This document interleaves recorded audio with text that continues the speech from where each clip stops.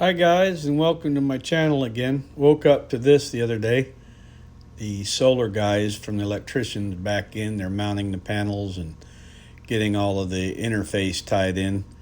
The first day they were able to get all of the outside boxes and all the inside panels and batteries installed, and then they had to come back about a week later. And so what they had to do the next time was to install another panel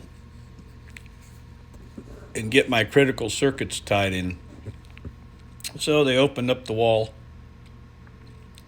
tied in all the pieces and parts that needed to be tied in, and so everything's connected now except for the wires from the panels to the unit, and the electric company has to change the meter head out to a higher amperage rating. But we're coming along. The next go around should be around the 28th of May, so hopefully I'll be there for the next go around, and I might get to see it come online and be active. But solar panel system's coming along. It's just slow and tedious, I guess. Lots of work involved, that's for sure. Anyway, thanks for watching. Hope you enjoyed it. And the next video I'll give you should be showing the working system. Anyway, have a great day, and thanks for watching my channel.